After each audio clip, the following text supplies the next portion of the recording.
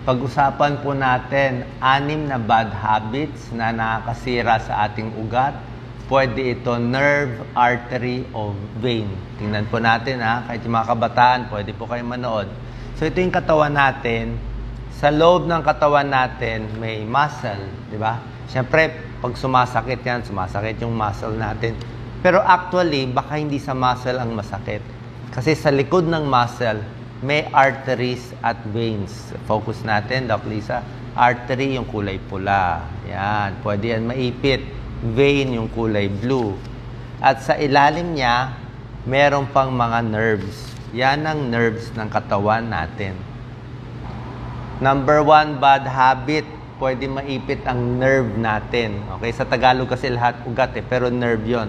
Pwede natin maipit yung kamay natin. Let's say, lagi tayo nagbubuhat ng mabigat, nagpipihit, inuunan yung kamay, o minsan natutulog, naiipit natin. Lagi naka-computer, naka-bend, ito po naiipit, focus natin. So, pwede maipit ang median nerve, yan sa gitna. Mararamdaman mo dahil yung median nerve na dito, sinusupply niya to, ang namamanhid yung mula sa hinlalaki, 1, 2, 3 daliri. Yan. Minsan naman, naiipit ang ulnar nerve. Pag ulnar, ang nararamdaman mo, yung dalawang maliit. Itong dalawa. Dito namamanhid. Pag median, kadalasan dito. Halos yung 4 na daliri. Pag radial naman, kadalasan dito sa may thumb. Okay? So, kung namamanhid, baka naiipit nyo. Huwag nyo ipitin ang kamay. Yan ang bad habit. Natutulog. Second na pwede maipit ang nerve ay dito sa may puweta natin. Laging nakaupo.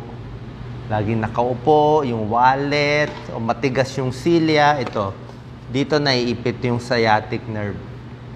So, pag naipit yung sciatic nerve, mamamanhid ang tuhod, yan, binti, tuhod, hita, pwede yan.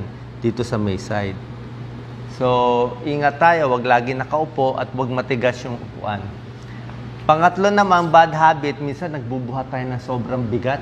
Diba? Yung maling buhat pag ganyan. Pag biglang buhat tayo, ito naman naiipit. Ang spinal cord naman naiipit. Pwede mag-slip disc. Pwedeng lumagutok yan. Yung buto, ang lumagutok, maiipit to. Pag naipit tong nerve, mamamanhid na yan. So, yan po ang mga binabantayan natin. Ngayon naman, tignan natin arteries at nerves. Ito yung dyan dumadalo yung dugo. Yung artery mula sa puso, kulay pula, dadalo yung dugo para may dugo ang puso, kidneys, utak, yan hanggang paa. Yung vein naman kulay blue, yan ang babalik ng dugo sa katawan. Parehong mahalaga. Pwede rin yan maipit. Yung pang-apat na bad habit na pwede maipit yung carotid. Ito po pinakadelikado. Pag naipit, napunit itong carotid arteries, pwedeng mamatay yung pasyente. Di ba? Yung iba nga sinasakal Sinakal, namatay. Di ba? Hiniwa, namatay. So, paano ito naiipit? Minsan, naka-necktie tayo. Mga lalaki, di ba? Ang sikip-sikip ng necktie. Tapos, pag masikip pa, iikot mo yung ulo mo, naiipit. So, pag naipit, hindi maganda. Lalo na kung meron ka ng bara-bara dito.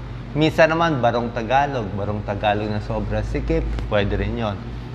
Pwede rin maipit. Yung iba naman po, nagmamassage. Kung nagmamassage, pwede massage konti dito sa likod, sa tabi, pero wag gagalawin to. Lalo na wag mo sabay ipipress yung carotid. Yung kaliwa, yung kanan. Pag sabay mo pinress, pwede mawala ng oxygen yung utak. So, wag ipitin yung leeg sa mga necktie. Kailangan maluwag lang. Ako nga, one size bigger.